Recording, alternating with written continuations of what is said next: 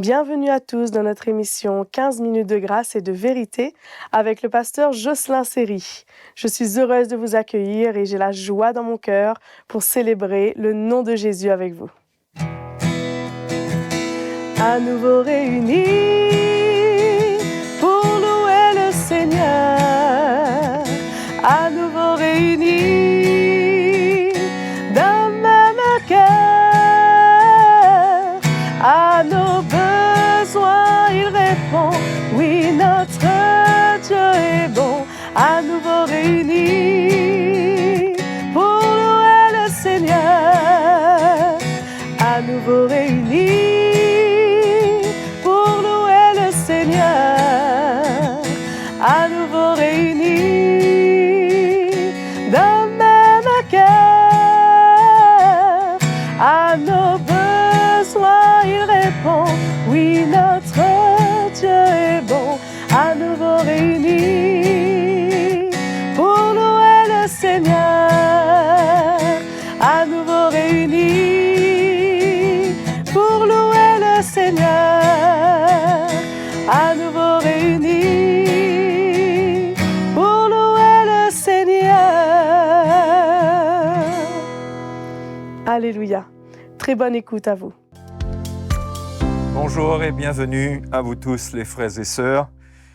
Nous sommes donc, nous tous, vous et moi, à notre rendez-vous pour la parole de Dieu et ce moment de 15 minutes de grâce et de vérité. J'espère que cela vous fait beaucoup de bien, vous encourage et vous éclaire.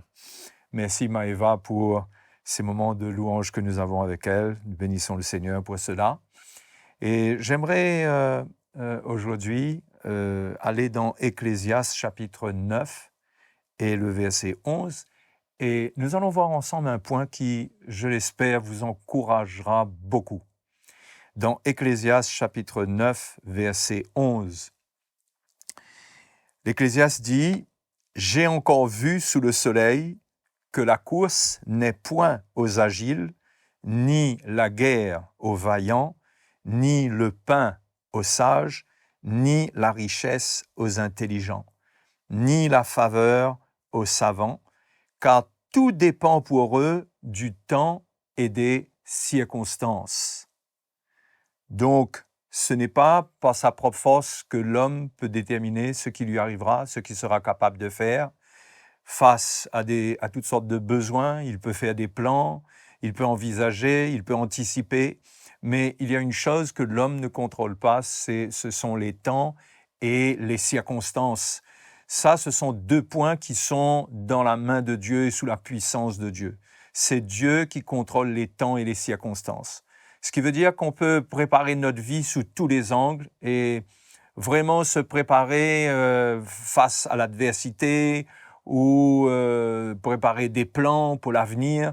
Mais tout ce qu'on fait, si Dieu ne nous fait pas trouver grâce par rapport à ces deux éléments, le temps et les circonstances, nous pourrions nous-mêmes être en train de faire des efforts en vain. Donc moi, je veux vraiment vous encourager à voir comment Dieu prend soin de nous et d'une manière qui est extraordinaire. Parce que par nous-mêmes, dans beaucoup de circonstances, nous n'arriverons pas à le faire, nous n'arriverons pas à nous en sortir. Mais nous avons besoin de la main de Dieu. Et la main de Dieu, elle est dans les temps et les circonstances. C'est Dieu qui contrôle les temps et les circonstances.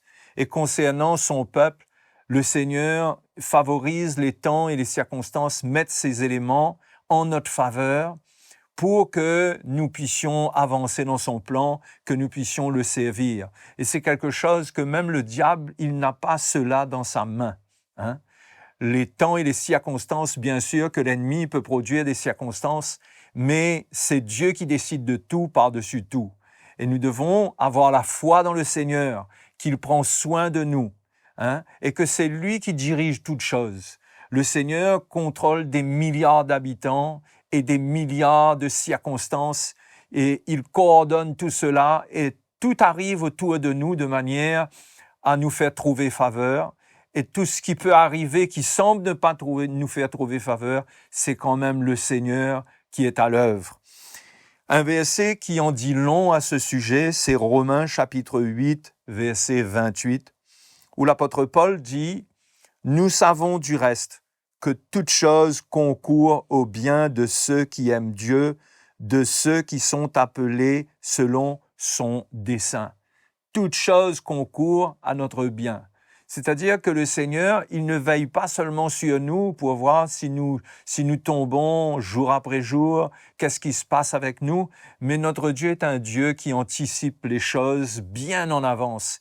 Il y a des pions qu'il place autour de nous, il y a des cœurs qu'il suscite, il y a des portes qu'il ouvre, il y a des gens qu'il dispose en notre faveur, et tout cela parce qu'il veille sur nous, mais qu'il veille sur les temps et les circonstances. Il coordonne toutes ces choses pour que nous puissions trouver grâce, pour que nous puissions toujours avancer et grandir. C'est pourquoi l'apôtre Paul dit que toute chose concourt au bien de ceux qui aiment Dieu. Ceux qui aiment le Seigneur, qui s'appliquent à lui obéir, qui veulent le servir, Dieu leur fait découvrir quel plan il a autour d'eux, ce qui se passe, ce qu'il a mis en réserve, et comment le Seigneur sait prendre soin d'eux. Et nous voyons cela dans la parole de Dieu. Nous voyons comment Paul même reconnaissait cela pour sa propre vie.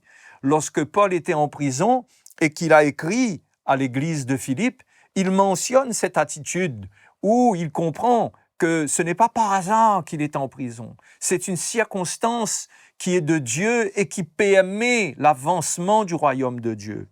Il le dit dans Philippiens chapitre 1, verset 12, que je lis pour vous. Il dit « Je veux que vous sachiez, frères, que ce qui m'est arrivé a plutôt contribué au progrès de l'Évangile. » Voyez, Paul n'a pas voulu aller en prison, mais il a compris, il a accepté que c'était le plan de Dieu, qu'il fallait qu'il passe par là. Et même si cela avait une tournure d'apparence très négative de se retrouver en prison, nous voyons que Paul ne se soumettait pas aux circonstances, au côté négatif des circonstances et des temps, mais il louait le Seigneur. Lorsqu'il était en prison avec Silas, il passait la nuit à louer le Seigneur, à adresser à Dieu des prières et des louanges. C'était un homme de foi qui ne se plaignait pas dans les temps et les circonstances. Et nous voyons aussi dans la parole de Dieu comment le Seigneur prend soin de son peuple. Lorsque les temps étaient arrivés où le peuple d'Israël était en captivité et que le diable voulait en finir avec les Juifs, comment Dieu a pris soin d'eux, comment Dieu a tout établi. Si vous allez lire le livre d'Esther, et je vous encourage à le faire, vous allez trouver une histoire extraordinaire concernant les temps et les circonstances. Vous allez voir comment Dieu a mis Esther au pouvoir, comment elle est devenue reine, et que cela ne s'est pas passé par hasard, que la reine Vashti, qui était la reine de ce roi Assuérus, comment cette dame a refusé de se présenter devant le roi lorsque le roi le lui a demandé, et cela c'était dans le plan de Dieu pour que Esther parvienne à la royauté auprès du roi. Et c'était dans un but, et ces choses se sont passées bien avant que le plan de l'ennemi se mette en place par Aman, qui lui avait la haine des Juifs. Il haïssait Mardoché, qui était l'oncle de Esther, et comment il voulait le massacre des Juifs.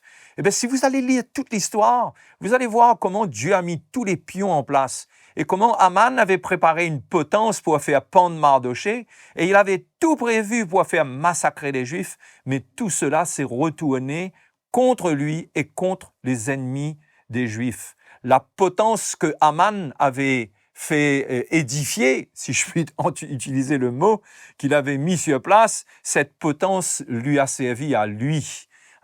Et comment le Seigneur a fait retourner toutes choses contre lui et en faveur du peuple de Dieu.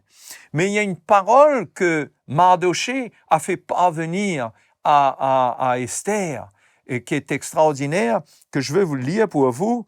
Lorsque ce mouvement de persécution s'est déclenché, comment Mardoché avait déchiré ses vêtements, il s'était vraiment mis dans le jeûne, il était abattu, il se sentait humilié, brisé.